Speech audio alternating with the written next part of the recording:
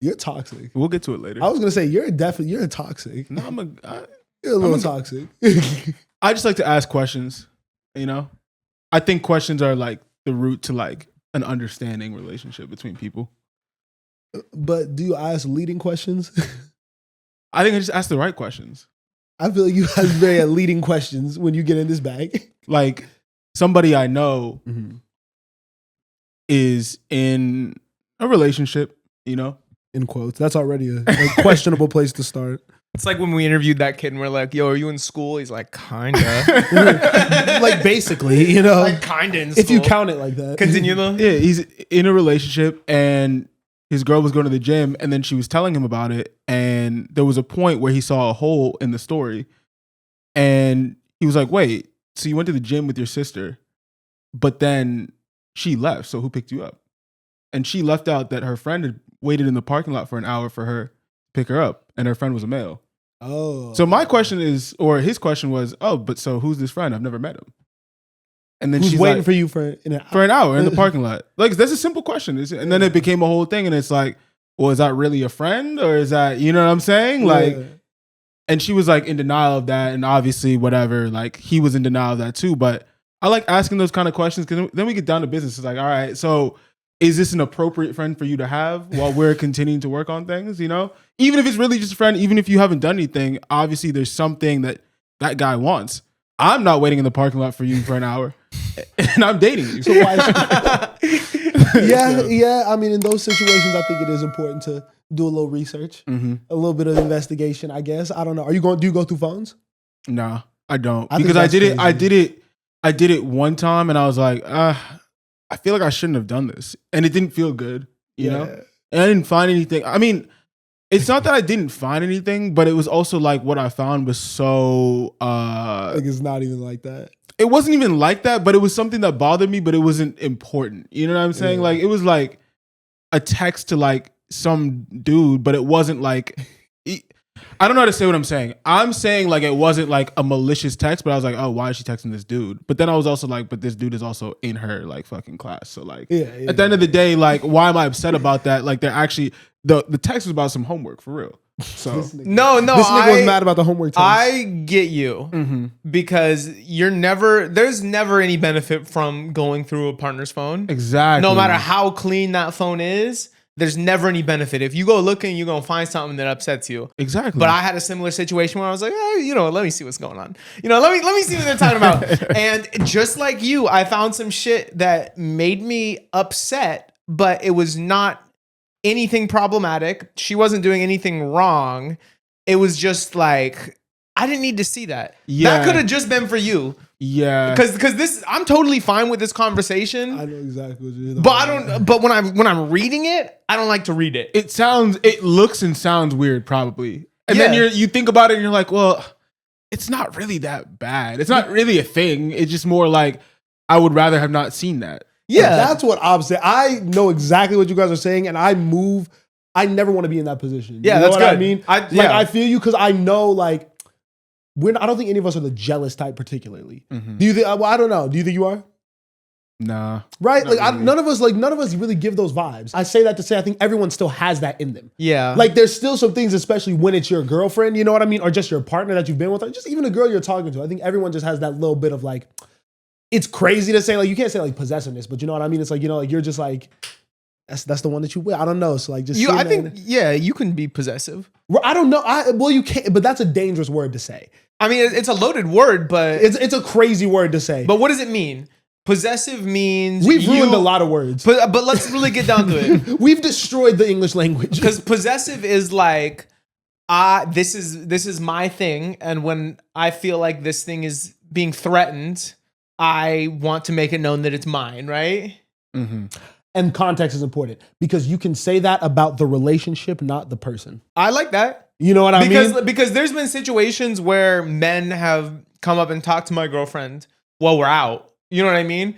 And I'll come say something to him. And she likes that. Yeah. You know what I mean? But that's being possessive. That's being like, hey man, move along. You know what I mean? And I think girls kind of... How you do it? Wait, how you do it, Spencer? I mean, I'll just be like, what you doing, bro? You know yo, what you doing, bro? It's my girl. You like stand up a little straighter? Or you just like pull up like this? I'm like, super cash. Hey, Yeah. what's up, bro? Yeah, what you doing? You know, very casual. You know what I like to do? What? The last thing I did was there was a situation where that happened, and it wasn't like someone I was in a serious relationship with, but it was almost time to head out, and I look around and I see this girl, that I'm, yeah, you're conversing with, like talking to another dude. Yeah.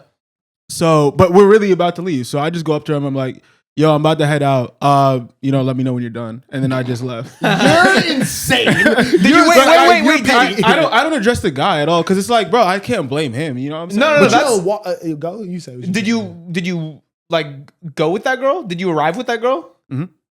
Oh, you're petty. You're supposed, because you know what I mean. Like you're supposed to take her with you. You're not. No, they're having a conversation. Who am I to interrupt? Let me know when you're done. Is crazy. No, bro. Who am I to interrupt? They were having an in-depth conversation, and you know what I'm saying? Like, at the end of the day, that could have been her friend that I didn't know. That could be a guy that she met that she's like, oh wow, I actually am really interested in what's going on here.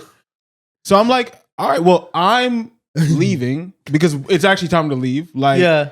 And like, I would like to collect you, but you're busy. I'd like to collect you. So insane. if when you have the time, I'm about to head out. Let me know if you're coming. You know what I'm saying? Nah, your thought process is right, but the delivery is wrong. It's not exactly. But it works. I think I would be like, I think I would go up to them and be like, hey, I'm trying to head out in the next 5. Are you gonna come with me or stay here? Nah, you don't ask that question. There is no conversation that she's having in depth with a random nigga at a party that I can't join or listen in on for a couple seconds if we about to leave. If they about to talk for 5 more minutes, I'm gonna just stay this here. is not your girl. Like Jose said, this is somebody I'm having a. This is somebody I'm talking. It's my girlfriend. If that's my girlfriend, tight, yeah, hell no. tight, But this tight. is just somebody that he's conversating with. If it's my girlfriend, I'm going up to her and being like, bro, what are you doing? Come on, let's. I'm not even the type. I don't even say nothing. I'm like just like I'm gonna just walk up and just what I mean. Like I'm hugging on my girlfriend. Like y'all, you about to see exactly what this is, and she's not about to trip out on nothing. She's having the conversation come up. Yeah. In case niggas was wondering what this was, like, but that's just me. My bad. What up, y'all? Welcome back to the Stereo Vision Podcast. What is good? Episode 128. Back at y'all, man. Happy to be podding again. I'm Miles. To my left, I got Osei. To my right, I got Spencer. We back, bro. You know what I'm saying? Good claps. Yeah. Good claps. We got sound effects now, Good claps. You know what I'm saying? If you've been with us for a minute, you seeing the upgrades. We got art and shit now. You know what I mean? Real big budget production over here. How we living, guys? Good, man. Good. It's beautiful out here in LA. I got to spend my morning outside. Just really focusing on me this week. This nigga's hilarious, bro. Yeah, no, I focused on me yesterday. I was a bum yesterday. I needed that. I think my new thing that I'm gonna do is like I'm gonna go hard and try to be productive like 6 days a week. But there's gonna be one day a week when I just do like exactly what I want to do. I'm not answering nobody's shit unless I got to. You know what I mean? Like I'm serving myself, bro. What you doing? You've been moving around though. You've been busy. No, I've been busy. I haven't been moving around necessarily. I mean, I guess a little bit. I feel like my whole day yesterday was spent with Jody. Mm-hmm. You know, we did the stream, and then we went to go get some pho. Shout out the Radio's Dead live stream. Yeah, man. Shout out all the viewers in here. Follow us on Twitch. Honestly, it's been a good New Year's resolution to just stream every single week because I've been able to keep it up, and I think it's been rewarding. I think I'm getting better at it every day. You feel like you could go on Kais in that stream now and like hold your own? For sure. But I don't think that like, I don't know. I feel like he's a pretty good entertainer. So I don't think that that's like a difficult thing. Like I've seen people that are way less like charismatic than me do it's well. Probably harder. You know he's doing, he said he's going to rent out a college campus for a couple of days and do Streamer University and invite a bunch of different streamers and content creators of all different levels.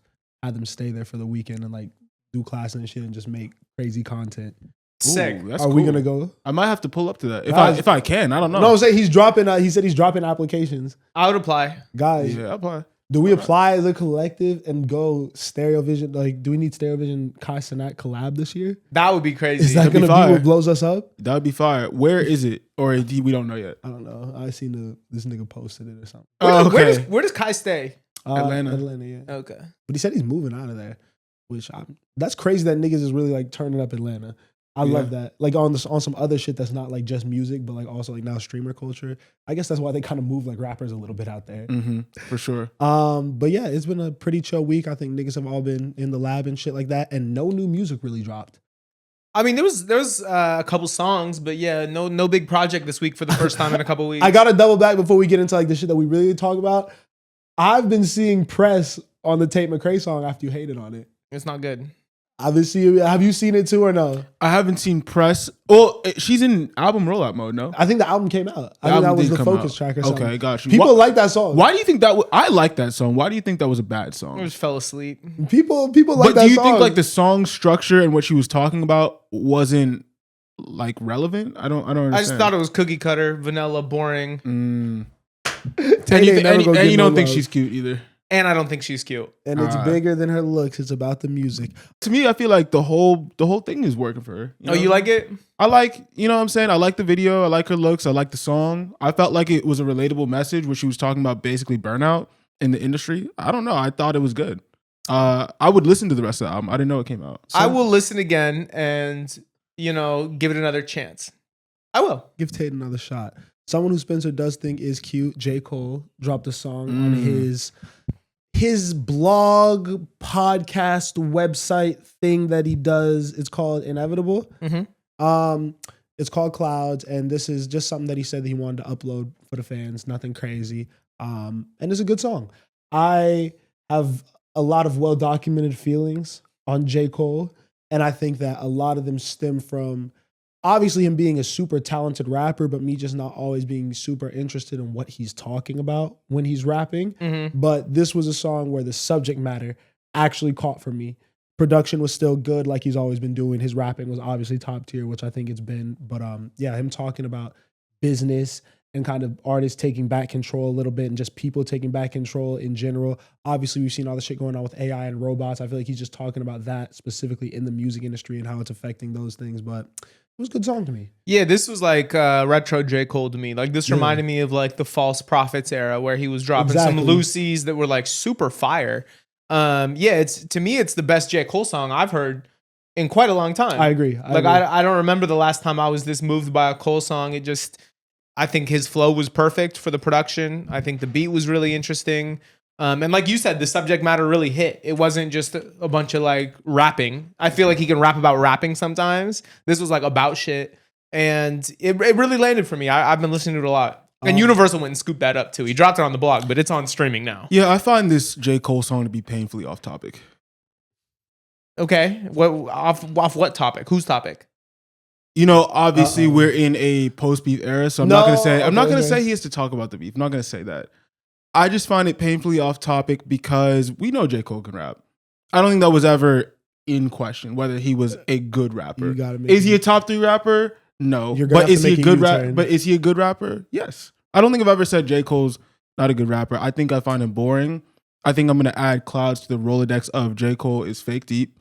And I think there were a couple times when he was talking about making other rappers martyrs, cap. I think he was talking about his flow is so cold, he makes egos, cap. I think he only gets to the point at the end of the song when he's talking about AI and when he's talking about ownership and when he's talking about music. Your music is like content. You're not going to own any of it if you don't take back control. A great message. And then what happens? He drops it on his blog behind a paywall. Okay, cool. Like blog era, which is and also is doing what he's saying people should do. Of course. And then what did I say? I said he's in a deal. Interscope and Universal are scooping that right up, and they did the next day. Yeah. So what are we talking about? We're going back to being fake. Because he still made money off that the first day of initial release. Bro, and now he's going to make money off the streaming. In a deal. Yes. What is he talking about? He's preaching independence and he's in a deal where he can't even drop music behind a paywall and really make money off of it because the label is going to be like, no, we need that. Okay. So I think I interpreted the bars at the end a little bit differently than you did, and I don't know how you took them, but I didn't think he was talking about artists owning their music. I thought he was talking about consumers owning music rather than streaming. Okay. And kind of talking to the value of being a collector and owning art and not having it be owned by these corporations. So I think he was still standing in his truth that I heard, because it's like, yeah, you can go stream this if you want and give me one millionth of a cent. Or if you're real and you want to own your art and you want to support your favorite artist, you can come buy my song on my thing and you'll get a high quality download WAV file that you can own. As well as the entire podcast series, and he's dropped other songs throughout this whole thing. Yeah. That's what I think, but they've been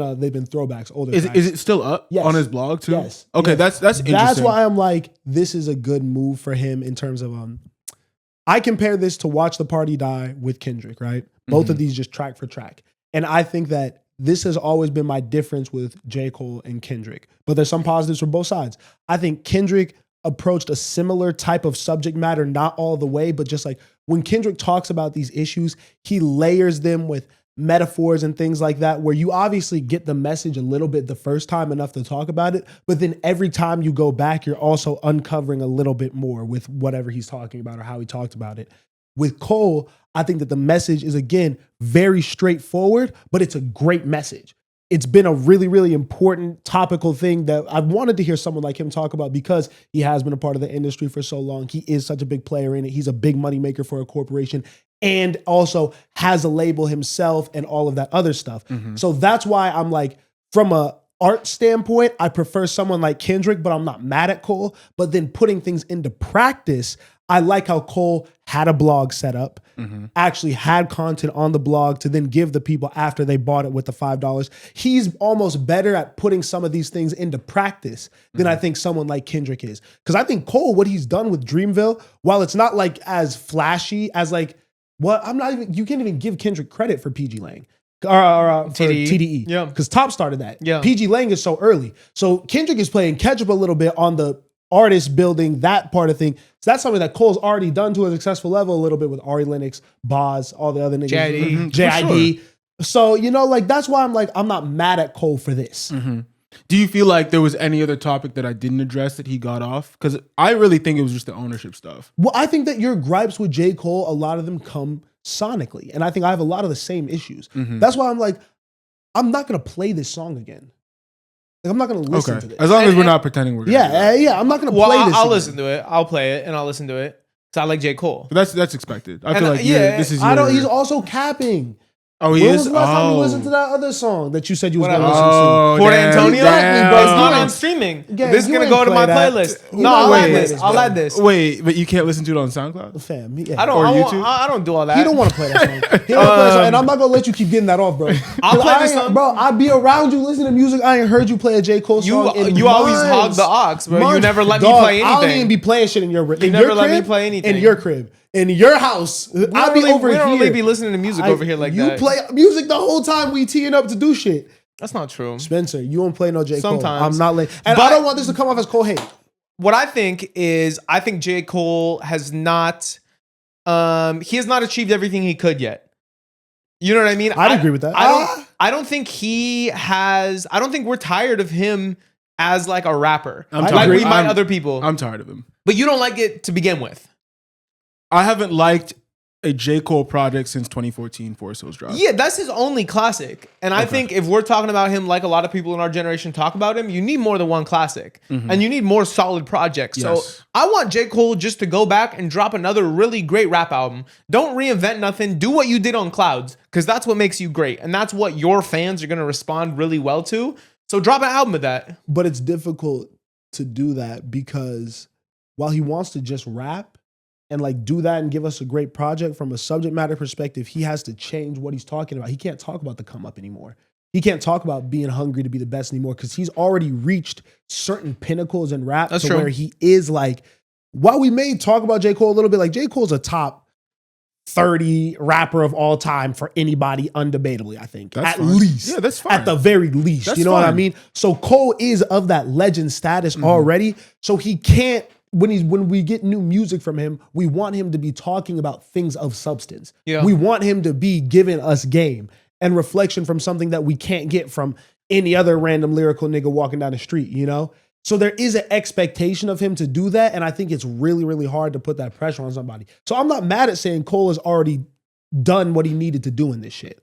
Well, I don't think there should be this responsibility to have this new game and this new insight. Like, I think you can rap about the same things that your peers are rapping about, because I don't think the content has what's always made him great. Like I think we overlook his flow. Like I think he has a super slick flow that like has really led to people really sonically liking J. It's Cole just music. subject matter. It doesn't have to be game, but it's got to be subject matter. It's got to be something deeper. You know what I mean? Like we gonna clown Kendrick for doing Mr. Morale, but like you end up getting a Mr. Morale by reaching to do something artistic. You know, like, Who's clowning him? Like I'm saying, like the mainstream fans and niggas who didn't listen to the album. Okay, yeah. You know what I mean? Like people sleep on that album because he was going for something a little bit more heady, topical, conceptual.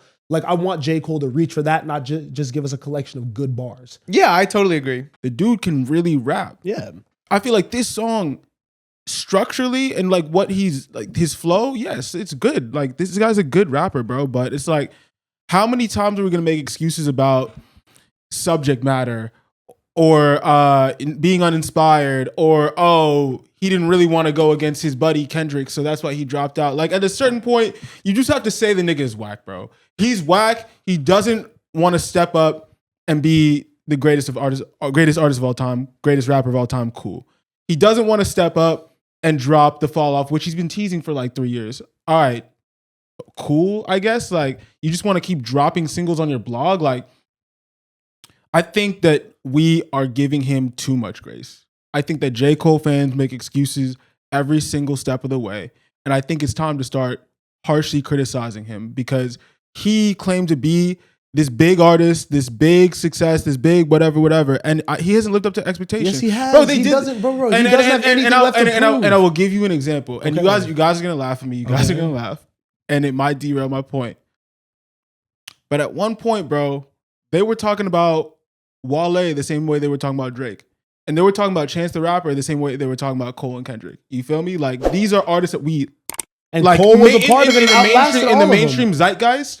Like people laugh at. And Cole you know what I'm saying? outlasted all of them. But I'm saying I think that maybe it's time to start admitting that this dude is falling off. And I think that ironically, the only thing that can save him is his project to fall off, where he actually dives into why this might be happening and what he finds important in life and why he feels like he had to separate himself from the pack. But until I hear that story, bro, I'm going to just say it. I think the dude's done. Bro, I think that he has nothing left to prove. Like, I think that that's a very fair statement. Bro, the nigga's almost 40. Rap is not an old man sport. Mm-hmm. Rap is not something that people do great into their 40s on a large scale. You know what I mean? There's obviously a few exceptions, but like regular niggas are kind of lame after 40. Andre 3000 says he doesn't rap anymore because they don't want to hear what an old man is talking about day to day. He's not up to date with current events and the things that are happening with young people that affect us and are relevant to us. So I don't expect J. Cole to be my favorite rapper anymore. But do you agree with me that he's done then? I don't think he's done. I just don't like. But you said he's done everything that he needed to do. Yeah, so I think he could still rap. The same way Wayne's done everything he's needed to do, but I love when he does a verse and it's good. But if he also does a bad verse, my opinion on Wayne doesn't change. Okay, I think we're in the same place. We're saying it a little differently though. I think he's done. Personally. I don't think Cole's delivered bad verses though. I agree with you. Like I think you guys are talking like you're saying he's falling off, but I think Clouds is undoubtedly a top 10 rap song of the year so far. I don't think that's. I know it's early, but like no, still. I don't think that's like a big statement though. What, that you dropped one of the best rap songs of the year in February? Yeah. That you dropped one of the best rap songs in the last 2 months? Yeah. What else has came out? There's no competition. Okay, but I mean the record's still dope. The record. I think that's what's getting lost. The record's good. The record is good. It's a really good J. Cole song. Yes, I agree. And I think you don't like J. Cole. So it's almost like me, like how I'm hearing you right now is like probably how you heard me coming here and shit on the Tate McRae song. I was like, of course you don't like it. You don't like him. You know, and it's also, but I think it's also like we can't look at J. Cole even competing in the same way as the other niggas. I think Drake and Kendrick are still wanting for mainstream success. Mm-hmm. That's why that's why Kendrick is doing songs with SZA and Drake is dropping an entirely R&B project. I think Cole is only concerned with rap. And I think that Cole has always only been concerned with rap. And I think that up until 3 years ago, rap was the biggest genre in the world. And I don't think it's a coincidence that J. Cole falling off has also coincided with rap losing a little bit of popularity. I think that Cole is just like focused on completely different things and is trying to be great in a different field where he wants to go over Dusty Alchemist and Conductor beats that are going to get rap heads really, really excited. Then I would like to see him do some dope shit. But I think I'd like to see him, and I know you guys criticize it, but I'd like to see him do an Alchemist project. You know what I'm saying? Like be Alchemist dope. Alchemist is grabbing Larry June and 2 Chainz. Yeah. You know what I mean? Like he would love to do a J. Cole project. I'd love to see him grab a Boldy James, a Mike, Yeah. and go toe to toe with them on a verse and be like, these Yeah. are the next guys up in my lane. Yeah. What I do, I'd love to see another. He's done Dreamville collaboration projects before, so I'll give him credit on that. But I'd love to see another one. Yeah. You know what I mean? Like what if you are not competing for the greatest of all time in that way? How can you still make an impact? I'm a little confused on the messaging, and I'm a little confused on the strategy, the process. I'm confused on what his goals are. He doesn't have to do anything. I think in Cole's music, his goals that he stated has always been to find inner peace, find happiness, raise a family, have a good life. That's always what he's making music about. And I think all of his actions really line up perfectly with the music. You know what I mean? I think he really lives his raps. And Yeah. I think wanting him to do anything more would be inauthentic. Like, I think he honestly made it out of the beef in a great position. Like, despite the apology and everyone, including us, got on here calling him a pussy, I think his fans are still his fans. He didn't get tore down like a Drake. He didn't have to go do all the shit that Kendrick was doing, have this big spotlight moment here in the light, popping out everywhere. I think Cole made off exactly how he wanted to made off. We shouldn't have brought it up. We shouldn't bring up the beef. That's we're past that. But if we're gonna talk about it, I completely disagree with that. Okay. I think that's still soft.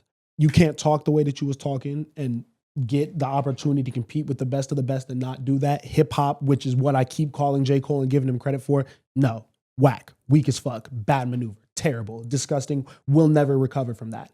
All that shit aside, the things that J. Cole has always rapped about is exactly what Spencer's talking about. And on top of that, what I think he's been asking for is respect within the rap game. And I think he has achieved that to the highest degree. So J. Cole, again, to me, has nothing left to prove once he lost that battle with Drake and Kendrick.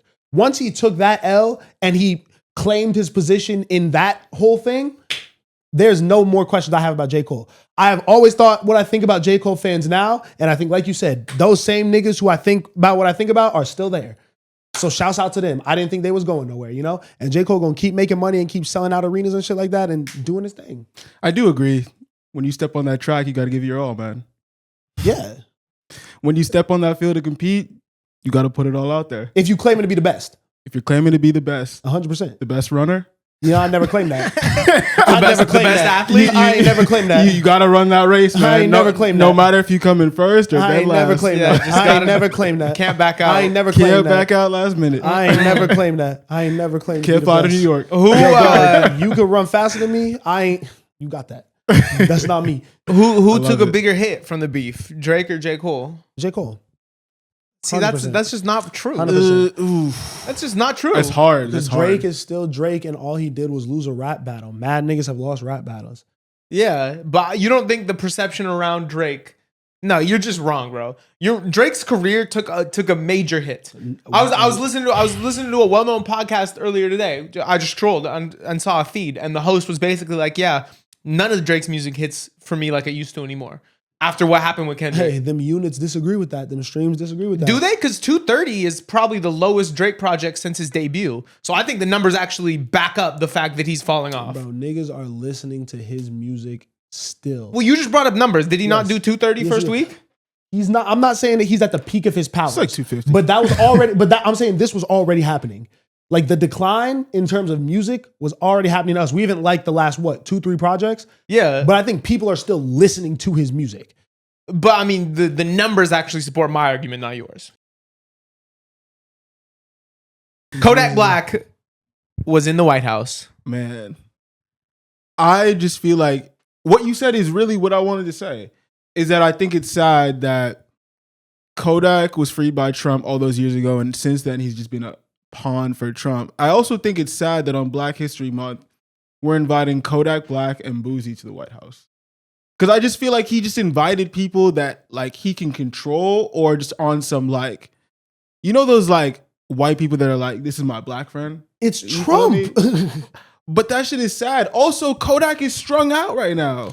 It's That's Donald crazy. Trump. He wants us to look a certain way to the public. And that's what I want to speak about. Bro, that is crazy. It's like a Boondocks episode, bro, because they're bringing in black people that they're like, either this is my black friend or this is so funny. This is how black people act. Yeah.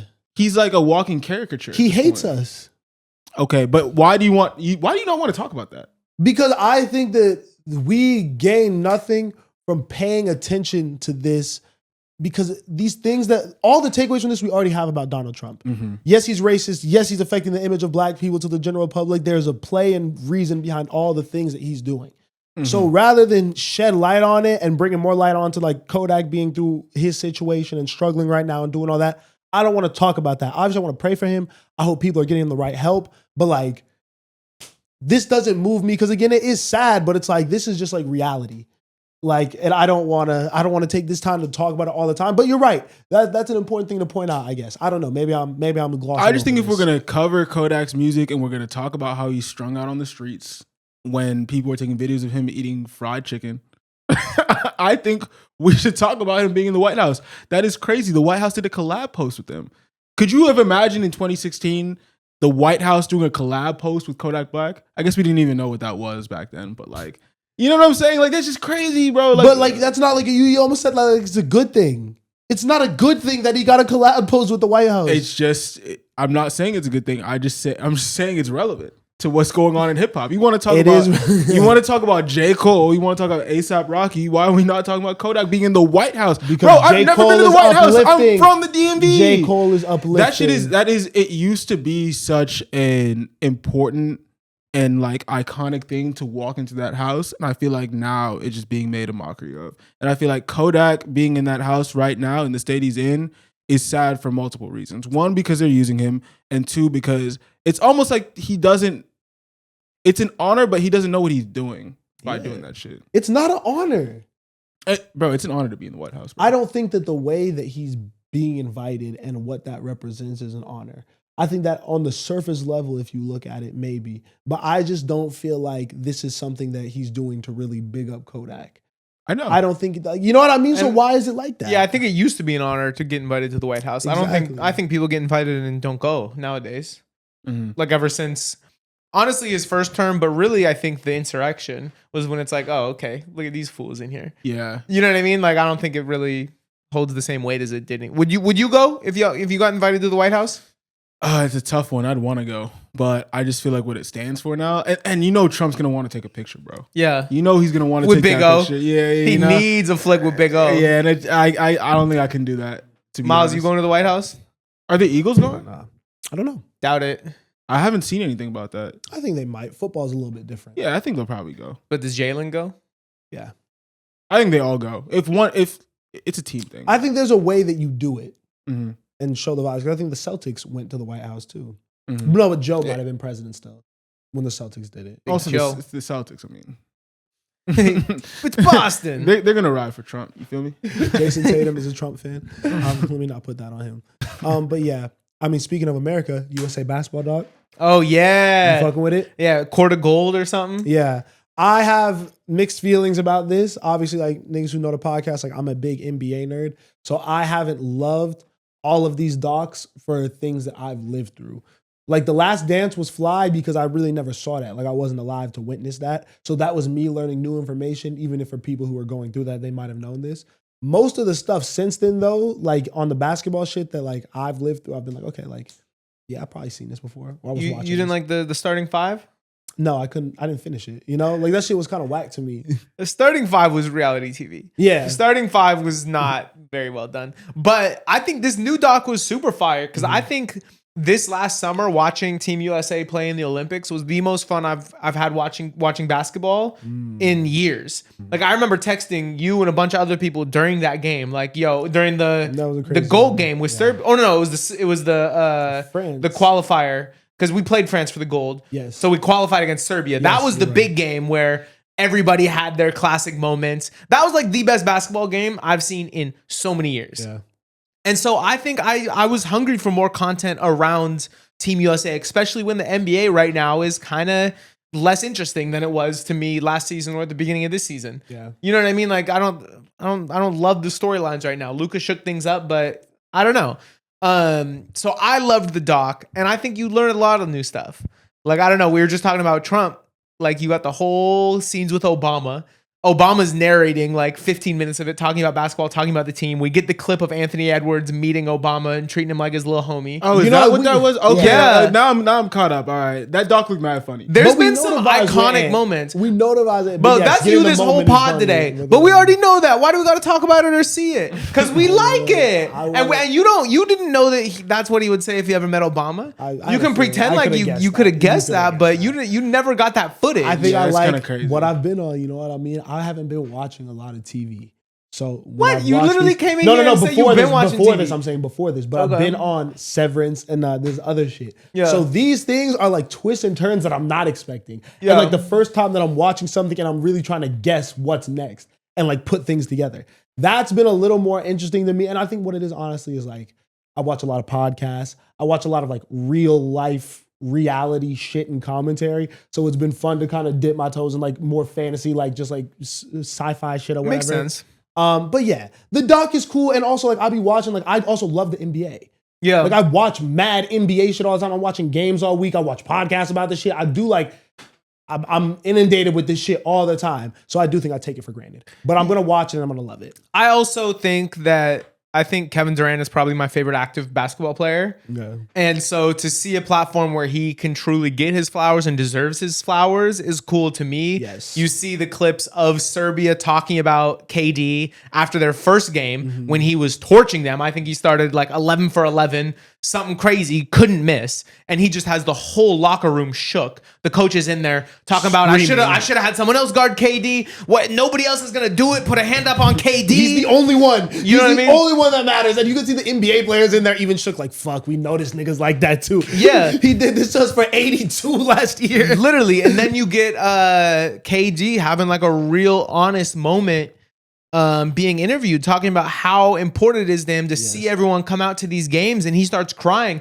I can't lie to you. I cried watching that. That was one of the first times I've cried in a while, like real tears falling down my face, hearing KD talk about like what the Olympics meant to him and what hoop means to him. That's why that was such an important moment. Yeah. Because for him, the public perception of KD and even what he puts out is this very nonchalant, I don't care exterior.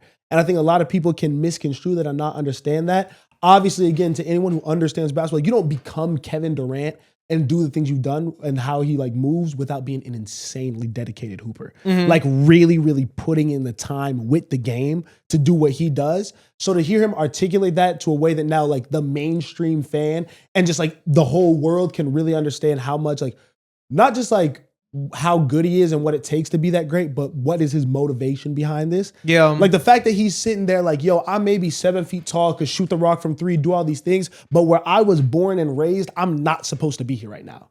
The fact that I have the opportunity to even play basketball for a living and take my family out of that situation, that is, I won. Yeah. I've done everything, and that's why I'm able to approach things so happily. That's why I don't give a fuck if I go to the Warriors or the Suns or the Nets. Dog, I'm not even supposed to be in a fucking NBA. Yeah. Like, and this was the perfect place for him to get all that off too. Because I think the legacy of KD, a lot of people, it's a little murky. Because yes, debatably the best scorer to ever live, one of the best players ever, but he doesn't really have the championships to stack up to resumes of players his caliber. He has that thing where he went to Golden State to win his, you know what I mean, and with Steph, and hasn't had a lot of success when he's been like a leader of a team in the NBA. You know what I mean? There are things that make NBA fans not hold him in that S tier with like a LeBron and a Steph. But when we're talking about USA basketball, he is the undisputed GOAT. I mean, that's wrong. What do you mean? That's wrong. He's undisputedly the USA basketball GOAT. wrong. Who is? Melo. No, bro. Melo. So KD's the all-time leading scorer in USA basketball and the only player ever to have 4 gold medals, but he's not the best. Melo did a lot for just turning around the culture. I think KD joined the already flourishing culture and continued the legacy, but I don't think you have a KD without a Melo. And just the way that Melo approached the foreign game, like he unlocked that whole thing, because he's also regarded like KD as like great scorer. Like one of the greatest people to ever put that ball in the basket. And then to translate that into a 5-on-5 international pass heavy spacing, but they can play zone defense environment. Melo was the first person to do that And he had to come in after niggas lost. So they were rebuilding the culture. When did he get drafted? Melo was 2003 with LeBron and him. Oh yeah. So he was part of the turnaround. He wasn't on the 2004 team that lost? No.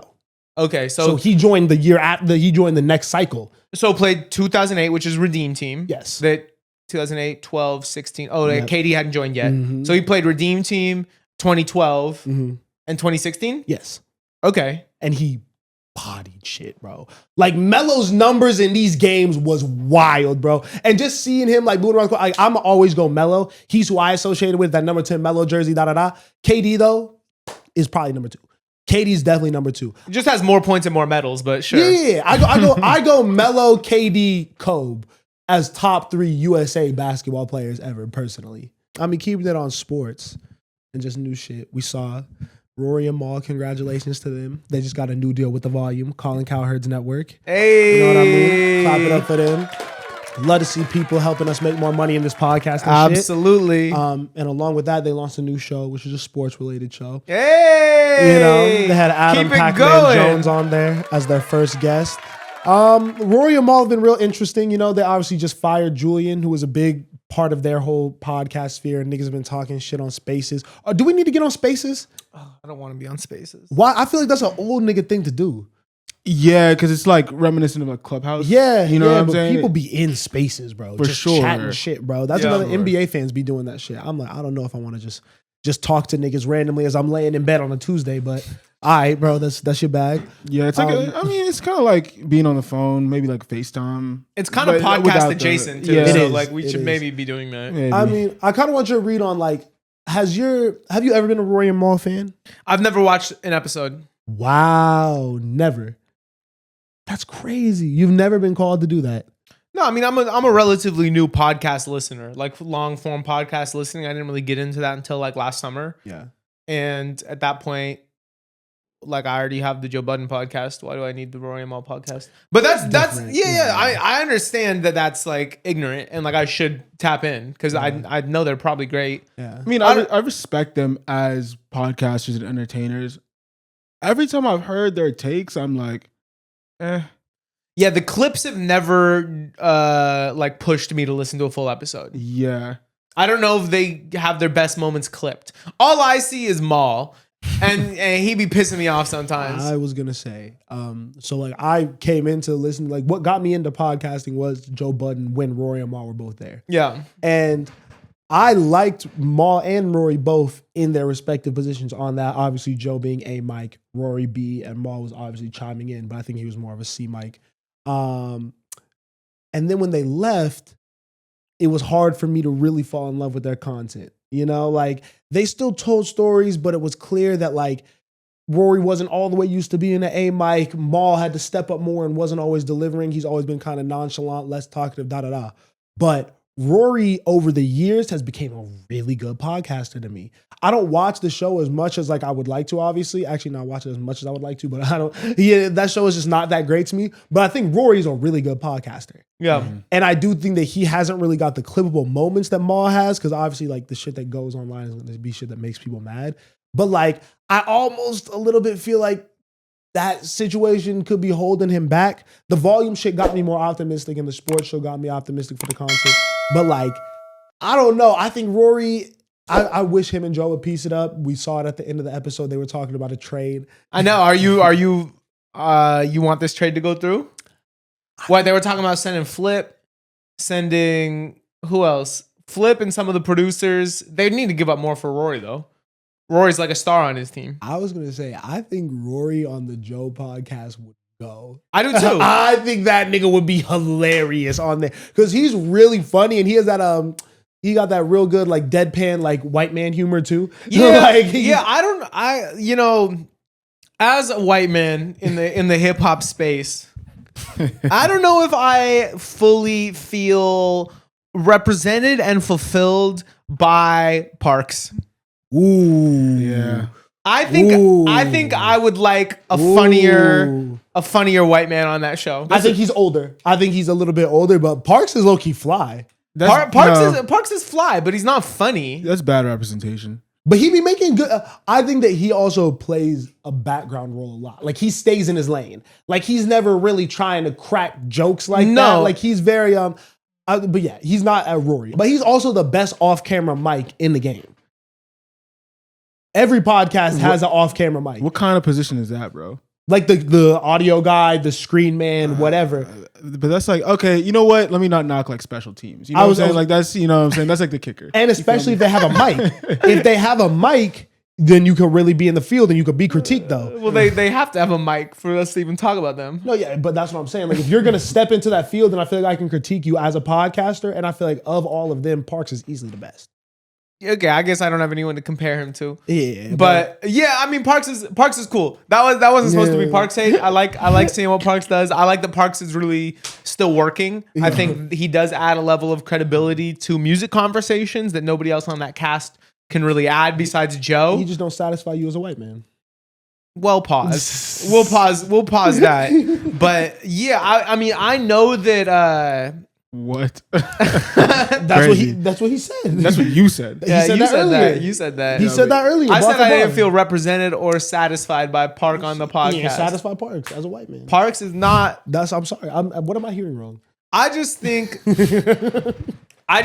Parks is a really safe white man. Yes. Rory's a little more fiery. I like an edgy white man. Rory makes R&B music. Yeah, you know what I mean? On. You like a white man that dabbles That's in the field. Edgy white. So why doesn't Rory just do his own show? That's what I'm hearing for real. Well, why does he need Joe Budden? Why does he need Maul? Especially Maul just be doing Drake takes all day, bro. Because all I see is Drake. Slurp.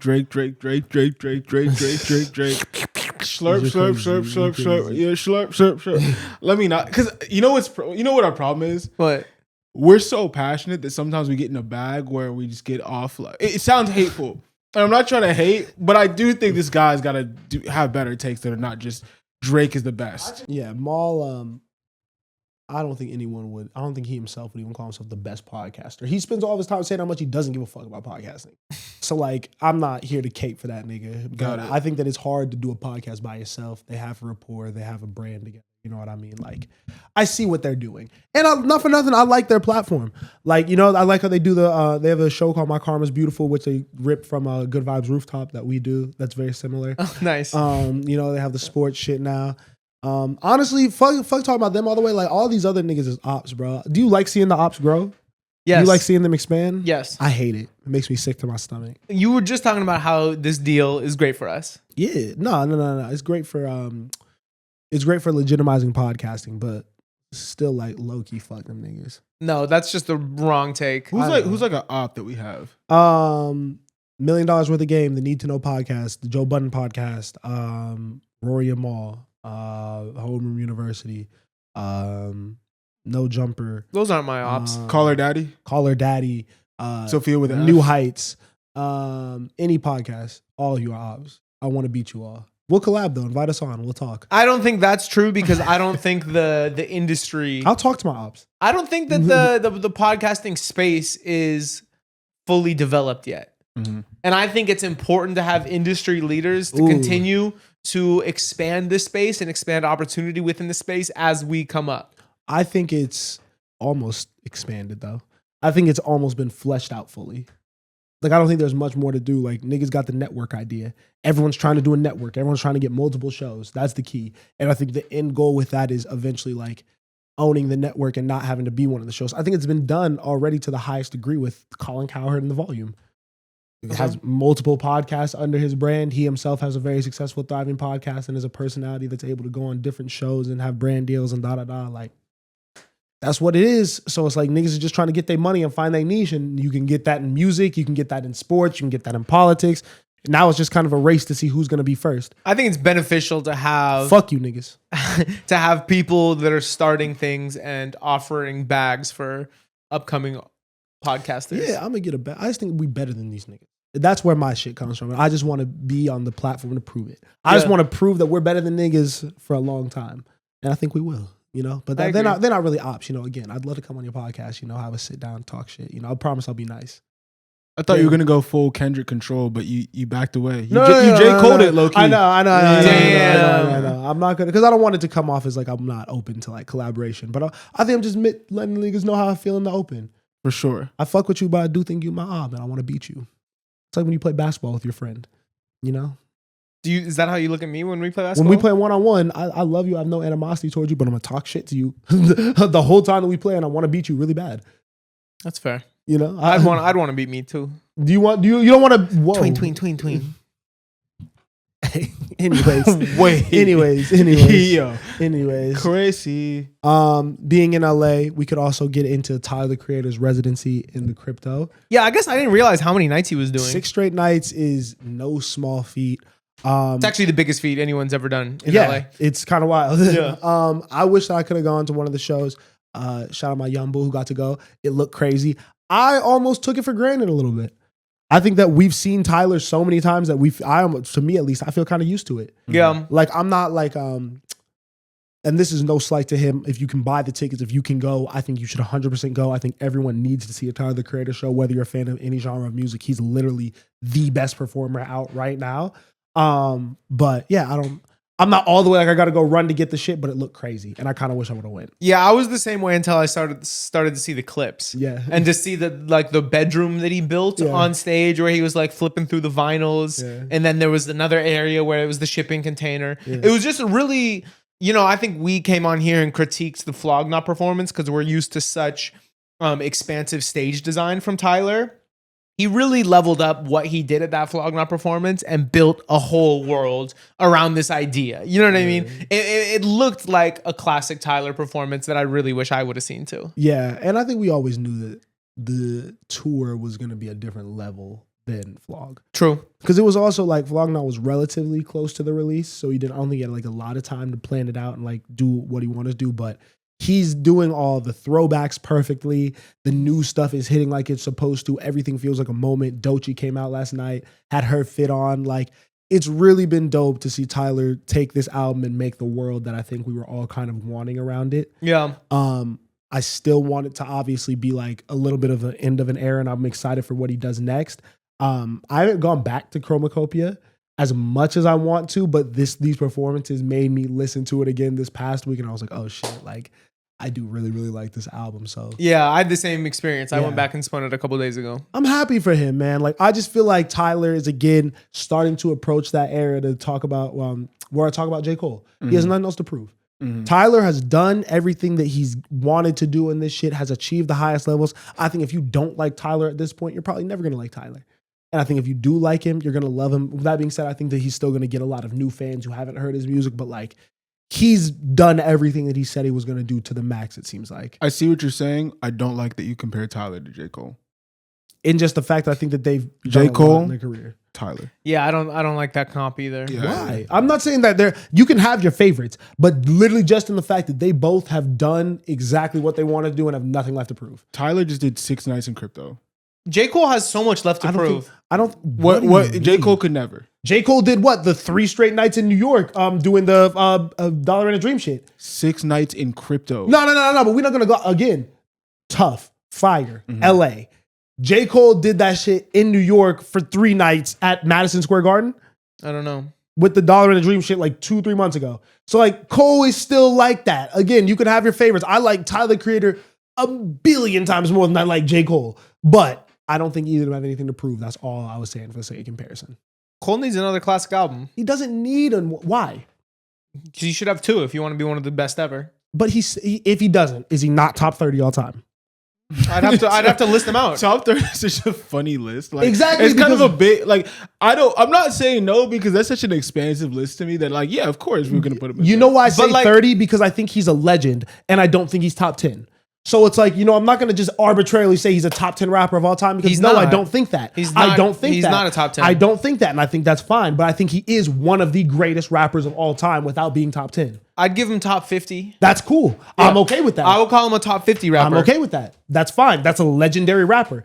Like, he has nothing left to prove. He's 40 years old almost. Like, all right, cool. If he doesn't give us another classic, my opinion on J. Cole doesn't change. Nah, because it's like a prospect getting drafted number 1. And then, like, who was a really... He didn't get drafted number 1. Yeah, Cole dropped his first shit and everyone thought he might be the best ever. J. Cole had to... What was his first shit? The Friday Night Lights, the mixtapes. Niggas were not talking about J. Cole being the best ever. He let Nas down after. He literally there was has a song, lot of hype, though. He literally has a song called "Let Nas Down" when he dropped some shit and it didn't go how it was supposed to. This nigga has failed in front of us mad times. Well, "Let Nas Down" is about making a hit. So I don't know if you wasn't want to good. call that a failure. And it wasn't, but it didn't even translate. It was a hit. It was a new workout plan. But it didn't translate to what he's always wanted. What Okay. he's always wanted and strived for is respect in hip hop. Exactly, and he's got that one time. He's gotten there once. I think Born Center, Kinda. definitely. I don't think it's undisputed. I think it's a great project. I think Born Center, I think 2014 Forest Hills Drive, and I think the feature run that he went on cemented everything about J. Cole that he ever needed to. And then on top of that, if that didn't do it for you, he still had Workout Plan, and some of the, he had another hit, I feel like, too, from his early days. You know, like I feel like that early day success and the more mainstream stuff, like he's just been cemented for a while for me. Okay. I don't know. But yeah, y'all niggas just hate him. Because Tyler is somebody that has just outdone himself with every project and continued to improve. That's the difference. Is Tyler is this. Tyler is this. J. Cole is this. I just think and that's the difference. I think there's just a lot of people who are unmoved by chromacopia and like I don't think he's like, I think there's a community of people that just like aren't checking for Tyler, and they're wrong for doing that. But I just don't think that he translates for them. Anybody that's unmoved by chromacopia, I understand because I didn't love the project. But I see that project as like people criticizing Kendrick for Mr. Morale. I'm like, bro, these are two greats. You know what I'm saying? You're not gonna like every single project in their catalog.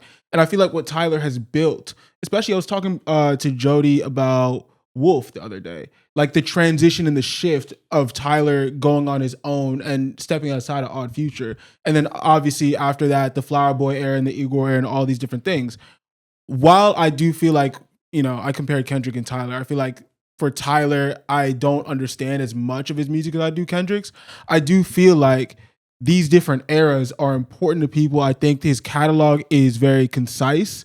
I don't think he has any misses. I think when he makes a project and he goes around a concept, he builds a world that is undeniable. I agree with everything you're saying. So that's why when we talk about Cole and him, I'm just like, bro, to me, I just don't want to hear it. To me, personally, Miles, my opinion, my ears, it's no contest.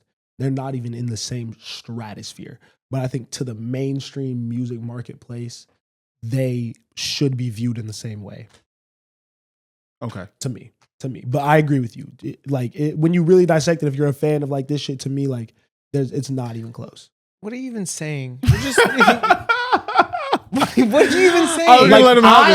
I like Tyler personally. Tyler is eons better than J. Cole, but the average fan should look at them the exact same. I think to me personally, I love Tyler's music way more than J. Cole's. But I think to a mainstream audience, J. Cole is more relatable, more translatable, more people every day like him. I think more like girls who just like listen to passive music probably like J. Cole as opposed to Tyler, who's harder to listen to. Less shit is like easy playing in the car and shit. Like, I think mainstream fans you're gonna keep getting in trouble if you keep saying that women like simple music. I think girls who because that low key got you in trouble on the last pod. It didn't. I said girls who like. Half of the comments were about how saying that. That's one comment. That was one comment. Oh no, who got two more? Who got two more comments? Huh? One comment and two replies. Yeah. And I'll stay on that because I said I like it. I like that passive music shit that Drake does. I like when Drake is talking about the stupid, vapid relationship shit. Yeah. I think there's girls who like it too. Me and you talk about it too. He's making music for women who live a specific type of life. So no, I don't feel bad about identifying who those people are. They're part of the audience. I'm not saying all bitches, women, right? You know what? Yes, not women, the bitches, 100%. The hoes, 100%. I don't give a fuck about that. The strippers, yes. The thotties, yes. Scaliti. What? Oh, my bad. Exactly. I don't know what that like, is. am I tripping for that, or are you just trying to call me out? No. Exactly. You gonna stand on that or no? You think I'm wrong? Do you disagree? I don't think that you should say that album is for women. I didn't say it was for women. I said it's for the hoes. Fair. But you said it was for the hoes, for the strippers, for the women. Women was the third. And I think it was trying to appeal to women more than I think Tyler's trying to appeal to women or fucking Kendrick was trying to appeal for women on like a GNX. I think Drake literally is talking from a female perspective on some situations. Like what? Drake is never talking from a female perspective. He's talking like, I think you're thinking this, But I think you're going through this. He panders. He Yeah, he's pandering He to- panders and steals like vocabulary that I would consider more women centric. Yes. But one interesting thing that I had a conversation about Niggas ain't finna get me about caught up. Drake The fuck? and Party Next Door's album. Stupid niggas commenting on the podcast. With my you know, bad. I went out to get a coffee. You know what I'm saying? I had an interesting conversation about that specific project and the twerking with the dictionary line. Yeah. And she wasn't necessarily mad at the line. She was a Drake fan herself, but she was like, it's just funny that Drake fans are like, yeah, that's like exactly like that's what we want, when really he's going at y'all, saying that like y'all are not intellectuals and y'all don't want to hear the like rapidy rap shit and y'all don't want to hear music with a message. You just want to be able to twerk in the club without a dictionary. And that to me was an interesting point, because I'm like, damn, I feel like that to me makes me feel like Drake might be losing, because I think he's losing. I think people are starting to see through like the messaging. A lot of it is kind of condescending. He does take a lot of like women's vocabulary and like uses it to his advantage to try and pander to them. But I feel like people are starting to see through that a little bit, which might also reflect like what you were talking about earlier with the lower sales. But I think the girls who didn't like Kendrick or didn't like Drake still don't like Drake. Your girlfriend doesn't listen to Drake. My girlfriend doesn't listen to Drake. And this shit never changed. Like, it's been like that. You know what I mean? But the girls who like Drake because they want to listen to music for those things. You know, like they're looking for their music to be a form of escapism. A lot of people listen to Drake for escapism and just listen to that type of music. You know, there's situations when I'm listening to music and I'm not trying to be sitting down, really like dissecting the lyrics or just like in my feelings about shit. You know, that's why Drake's album is easier to play sometimes than some other shit. Yeah. And I'm not excluding myself from that conversation. I saw a really good take about the Drake album that I agree with, where I think what you were saying was a popular point of conversation. I do think you're far from alone in saying that this album was catered towards women.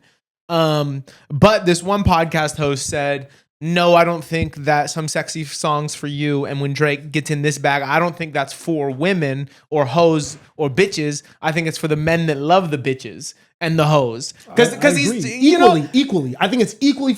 I think it's for toxic people in toxic situations of both genders. Yeah, I guess it just gets dicey. Like when you be saying like bitches or hoes, like who you talking about? But then I think that it's ignorant to then criticize me for that when I'm also saying in the same breath, I like the album. Yeah. I enjoy the album. So I'm not putting myself on this level above anyone else. I fuck with this and was debating it over G and X. Yeah. So like no one should take offense to this unless you're fucking dumb. Yeah, and that's cool. I kind of agree with Miles' point a little bit, just because like I think it's easier to zoom in and zoom out. Drake makes mad references to strip clubs. Yeah. In this 29, Booby Trap, Kiki on the River. You know what I mean? These are all like strip clubs, mostly Miami based. You feel me? When you zoom in and you look at the references he's making, you look at the people that frequent those clubs, then you zoom out and you find other people across the country that are enjoying the music, you'll probably see mad similarities, bro. I think there's nothing, and I think saying it's for the women, the bitches, the hoes, I think that may come off as a little crass, but I do feel like people that are like diehard Drake fans already subscribe to a lifestyle and a model that they're not going to be offended by that language, to be honest, in my opinion. I don't think Drake's fan base is as equal gender splits as you guys think. That's just my opinion, but also that's wrong. That's not because bad. also I don't know. Like to wrong. your point, saying that the music gets played in strip clubs and he talks about strip clubs, you think they play the music in the strip clubs? You think they play the songs the strippers like? Yes. No. Yes. Yes. That is yes. No. Yes. No. Yes, Yes. bro. Nope. Yes. They Nope. literally Yes, control yes, the yes, ox. yes, What are you yes. talking about? Yes, 1,000%. And if they want to make money, it's a business. And the point of the business is keeping the customer happy. The music in strip clubs is catered towards the men that go to strip clubs. I disagree. Not the 100%. women that dance. I disagree 100%. I disagree as well. Yeah, I don't think, because men will listen to some bullshit if there's women in front of them shaking ass. Let's not cap. Niggas who are going to the strip club, if there's some strippers there that they like, they don't give a fuck what's on. For real. I don't think so. I think music is niggas important to a are- nightlife experience. Also, strippers have routines, bro. Yeah. They have certain songs that they're dancing to in order to, do the steps to the routine or Yes. whatever and make money. So it's not catered to the men, it's catered to the women. Yeah. Well, I think when the women are the making, strippers. I think when the strippers are like preparing these routines, they're probably thinking about what is going to get them the most money and what is going to like be the best dance to do in this Now club. I think us debating how strippers choose music, we're venturing into a lane that I don't think any of us know anything about. Really, That's what I was about to say. So We're not experts I'll in let this that field. be there. But I'm so glad you brought this up because I seen the stupid niggas commenting on the like pod, and I was just gonna let it go. I wasn't gonna say nothing. But I really don't think it's ignorant to say that this music is more catered towards women than even something like a GNX. Yes, when I say that, I'm more so hyper fixating on the hoes and people living this life, and I'm not excluding the men, but I think that this is just more similar to the type of music that on a statistical level, women listen to. The singing, the features, the things like a fucking Die Trying, you know what I mean, are more similar to music that even women are making. I'm not gonna lie though, Kendrick has really opened up a different type of bag because like I would listen to Hey Now on the way to a 2-man. Yeah. You know what I mean? Like, Hey Now. I think women been listening to Kendrick too, and he got music that caters towards them. He kind of took Drake's whole shit, bro.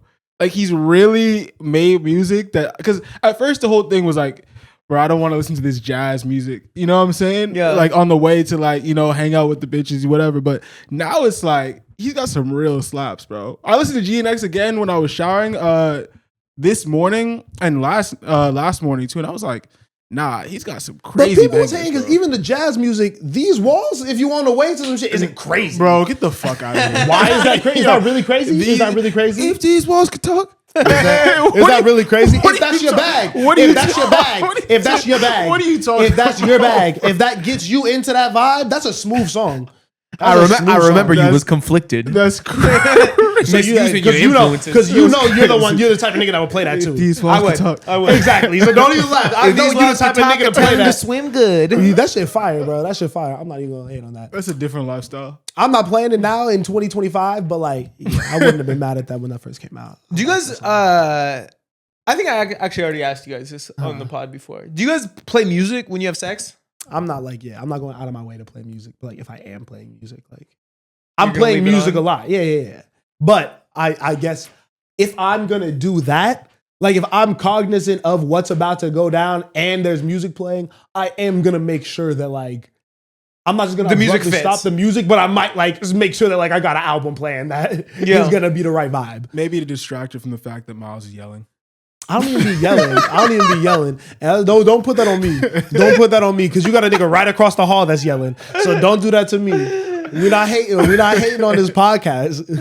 No hate. Other niggas be doing that. Just a little jokey joke. Other niggas be doing that. I've totally stopped playing music. Yeah, I won't do it anymore. There were too many moments where I've had way more moments where a song has taken me out rather than moments where a song has put me in. Do you know what I mean? Like the music, even if I'm playing the most fire, like fucking music in the whole world, the most fire sex playlist on the planet, it doesn't really enhance the experience that much to me.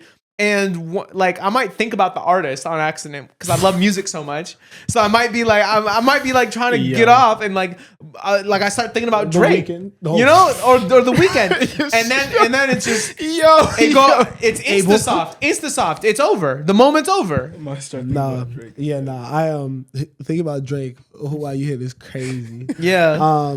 Music has never really been a big thought of mine.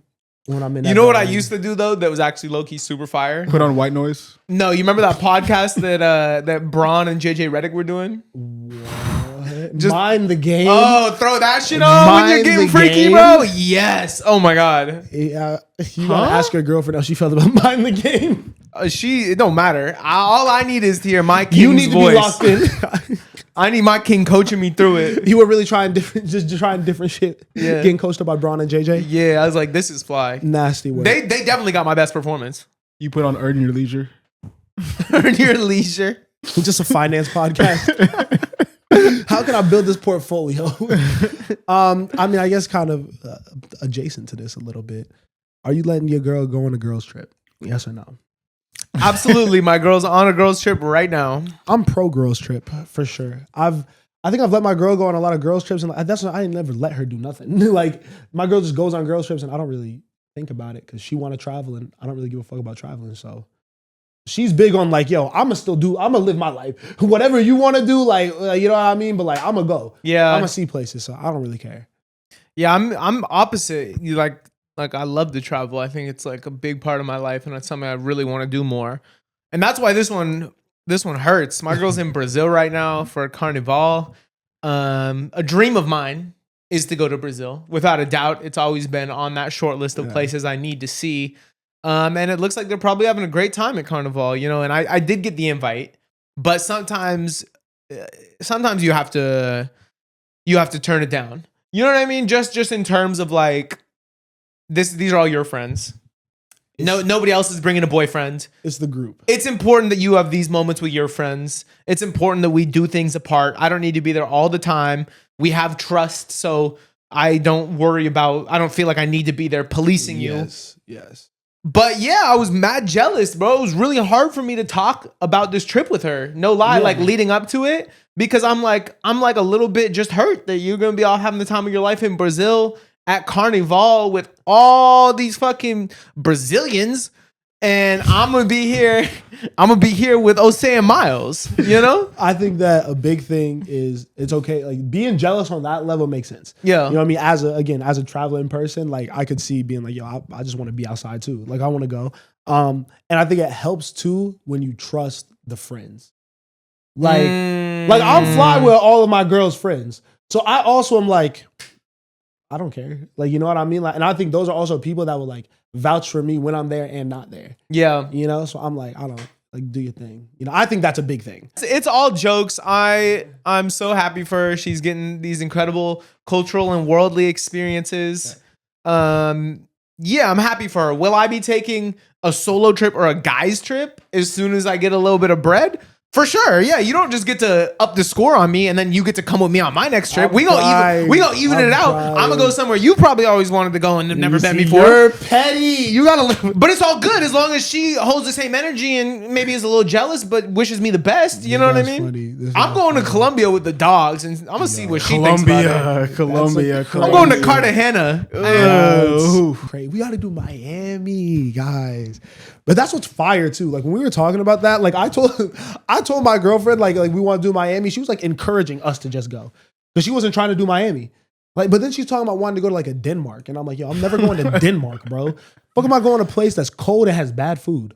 Like, I'm not. That I'm sounds not like with my that, hometown. You know, I can't do that. How do you feel about the girls' trip though? Yeah, I'm for girls trips. I think if like my girl asked for permission to go, like Ask for permission. that's fire. You think she has to ask for permission for the girls' trip? Yeah, I think she should run it by me. Not running it by you as in like, is this okay? But just telling you this is something that I'm gonna do. I feel like if she wants to go on a trip by herself with her girlfriends and I don't know them, or even if I do know them, it's like, all right, I would like you to map out the plan. How long are you gonna be there? Where are you staying? All this different type of stuff, and then I can approve it. Like, all right, cool. You don't need to approve it though. No, because it's like, bro, like realistically, like, is there something we can't do together? You know, like, do you want to go on every trip with? Why do you want to go to Madrid by yourself? Do you want to go on every trip with your girl? Do you feel like you need to be on every trip with your girl? No, and that's why I want her to run it by me because I might be like, I don't feel like going. You know, so you could just. But you can't just go on all the. So she can't do the extra fun ones without you. No. Why? Bro, if she just came up to me and was like, hey, I'm going to this place next week, like, and she didn't run it by me, I'm feeling some type of way. Why? She doesn't have to run it by you. Because relationship is about communication. But yeah, that's what I'm saying. Like, she could, what if she's involved in telling you about the whole planning process, but you're just not included in the plans? I would then ask, why am I not included? Did you not think that I may want to go? Because she wants to go with her friends. Why? Why would she want to go with you plus her friends? But I'm asking, why am I not invited? Because she wants to go with her friends. But if I go out to the store and get some food and eat it myself, then she's mad that I didn't get anything for her. That's how I see that. It's like, bro, you got to run it. You got to run it by. I think no. Because I think having friends and being in a relationship should be two separate things. For sure. You should have a different type of fun and do different things with your friends than what you do in your relationship. Mm-hmm. I don't think that, so I think that if she wants to go out with her girlfriends and just do that vibe in a different country, for a couple of days, that's fine with me. Mhm. I don't need to be involved in those plans. No, and that's fine. But Yeah. like, if she doesn't even say anything, then She like, should it's say, crazy. she should let you know, like, hey, I'm doing this Okay, and I'll be like, why? Why do you want to do it? because I want to hang out with my friends. Okay, fine. Then you can go. But that, like, still run it by me. Like, yeah. Nigga, you sound like a parent. No, but that's what I'm saying, bro. If she's not gonna run it by me, then I'm not going for that. If she's just like, oh, I'm going, and you have no say in it, I'll be like, all right, like that's the type of relationship we're gonna have. Like, I think you. if I was going to Colombia, I'd tell you. But yeah, I I mean, appreciate- that's what you need to do is keep both sides of the coin. So like, if you're doing that, that is signaling that you want a relationship where you also need to run things by her. Yes. And if that's the kind of relationship you want, that's cool. But it needs to go both ways. And I think that whether we say it or not, eventually all relationships become that because like you're so tied, your lives are so interconnected. Like financially, even it's like, bro, if I just want to. Well, you talked about San Diego, bro. I hate to keep bringing it back up because you didn't actually want to go, but it's like if you wanted to pick up and go somewhere else during the fires because you felt unsafe, you would have to run it by your relationship. That's You a feel me? safety thing. But outside of safety for my life, because I can't, it's not a have to. Mhm. I think that's what you're misconstruing about that whole situation too. Mhm. It's not a I have to run this by her. It's I care about this other human being's life and I would like to make sure she is safe and protected as well as myself. And that's what I'm saying. Is that why is she just picking up and going without me this and is with no nothing notice? about this is no safety concern. Mhm. This is her just wanting to go on vacation. I think you should anybody talk about traveling it. to a foreign country, like there's a safety concern. And that's why I think that like when I do this, because I again, like y'all know, vacationing is like just traveling is not a big thing, but my girl loves to go places. I overly do that. Like, yo, like, let's make sure you're safe. yeah. Like, how are you doing this? What are the precautions? When I say talk me through things, like it's like, okay, like let's just make sure, like, what can I do to help research to make sure that you're safe? Mhm. But I have no desire to fucking go. You know what I mean? But I also think that there's situations where just me and her could travel. Or maybe if we have a big group and multiple people are bringing couples, friends, like we did with Cabo and things like that, then I'm like, okay, that's fly. But I do think that there's girl trip time, guy trip time. And for me, you should always talk about it and bring it up while it's being planned, like just being like, hey, this is something that me and so want to do. 1,000%. Yeah. And I think that is also the equivalent of what I'm saying. It's like Yeah. run it by me. You feel me? But I couldn't say no. Because let's. yeah, you shouldn't. Yeah. Yeah, I mean, I'm not saying no. Yeah. I'm just more like I'm asking more questions. I'm breaking it down. I'm like, okay, so like, where are you going? What are you doing? Because let's be real, bro. We're Americans. You feel me? How much have you guys traveled outside the U.S.? I assume you guys have like a decent amount, or No, not at all. like once. And you? I've been to like Mexico, Thailand, Okay. New Zealand. Oh, no, okay. So you've been places, Canada, bro. yeah. I feel like I've traveled a good amount. Just like my parents, I've had the privilege of my parents bringing me around to different countries or whatever. And like I also have just like a little bit of like, you know what I'm saying, like cultural experience where like I know how we're perceived. Bro, Americans are either perceived as a lick or people don't like us outside the country, especially right now. So I'm saying all the Americans that are going to Brazil, all the Americans that are going to Jamaica, all the Americans that are going to even places in Europe, bro, that's how they're viewing you, bro. Americans are not viewed as friends. Yeah. I actually experienced that the most when I went to Afro Nation Portugal because it was a bunch of like people from the diaspora all congregated in Portugal. And the moment I said I was American, bro, like people like literally looked at me and talked to me differently because I guess the whole point of that shit was like, we're here to celebrate like being African and listen to African music. You know what I'm saying? And it's funny. It's like almost being American takes away from that. I don't think that that's necessarily a good thing. I think that that's something I just noticed and I feel like that's bad. But like I was much better off saying I was like from Ghana or like and then born in the US, you know what I mean? But when I said I was American, it was a different thing. It was almost unfriendly. Yeah. I think that the way we're perceived right now is crazy. And that's why I'm like, when people want to do these trips to Colombia, Brazil, wherever, I'm a little skeptical of the whole thing because I'm like, you guys are going into environments you don't even know just because you want to be a tourist. But that shit isn't necessarily safe. Also, if you're here wilding, I don't even want to see what you're doing like overseas. But that's what I'm saying. You're like, because niggas is not, you expect niggas to not travel?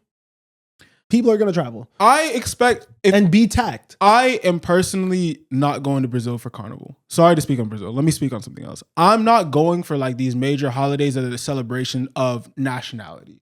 But you Because just did last year For what? to the Pan African thing, right? Yeah, but that's a festival. That's a music festival. That's what Carnival is. And that's something that I like am a part of. Like, I'm not going to Brazil for Carnival. I'm not a part of that culture. I feel what you're saying. see what I'm Wait, saying? so can I go to Afro Nation? You can go, but I think when you go into those spaces, you need a tour guide. If I was gonna go to Brazil, I got a friend from high school that is literally born in Sao Paulo. That I'd be like, yo, bro, like take me here. I guess that's why I feel mindset. better too, because they're all there with somebody who lives there. Exactly. Yeah, and I just don't agree with that mindset because I think people should, as someone who hasn't traveled the world, I think it's very important for Americans to get that experience. I think you should encourage people to go to other places and humble yourself and realize all the shit and all the things that are going on in the rest of the world. And you shouldn't like approach it with like this fear or hesitation. You should rather look at it as, like you said, like acknowledge that and move respectfully. Acknowledge that you are an outsider here. There is a whole other culture, a whole other way of life that you are not privy to, and you shouldn't come here to impose your expectations on these people. You should come here to learn, be respectful, and just be an outsider. You are going to be an outsider. You're not going to ingratiate yourself in this culture during your short stay, but just be respectful of it. And that's why I like to go with people that are not necessarily outsiders or have ties. But you can't always do that. Like, you know what I mean? Like, I am probably just going places where I can't do that. Exactly. So you're not gonna ever go places where you don't have a specific tour guide. I literally told Ken, I was like, bro, if you go to Japan, like the next time you go to Japan, let me know because I want to go there, and you literally have experience and like ties there, and like could help me navigate the space that I'm not gonna be able to do by myself. But if you didn't, like, I feel like you could find someone that's not a personal friend. You could still find some people and talk to some people out there, and like learn the culture and get guided that way.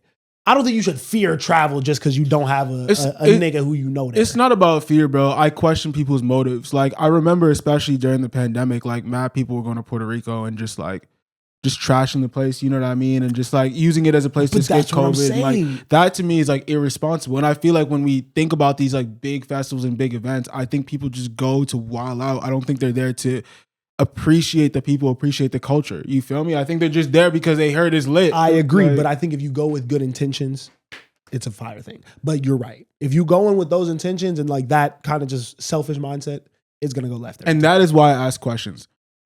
Bro. I don't know if that's your whole motivation behind the girls' trip. Why is this man waiting for you in the parking lot for an hour?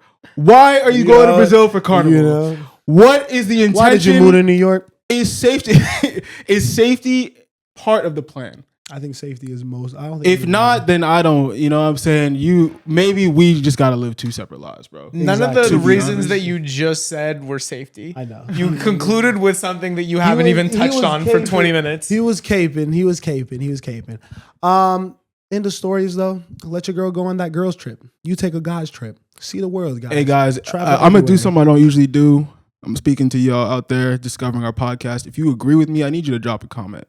If you think I'm wildin', don't drop. You could drop a comment saying I'm wildin'. But if you agree with me, bro, we need that voice. You feel me? I need a comment in the comments below. You didn't please say nothing. I just said everything. Anyway, moving on. For watching. Like, share, comment, subscribe. Tell a friend to tell a friend. Yeah. Catch y'all on next one. Peace.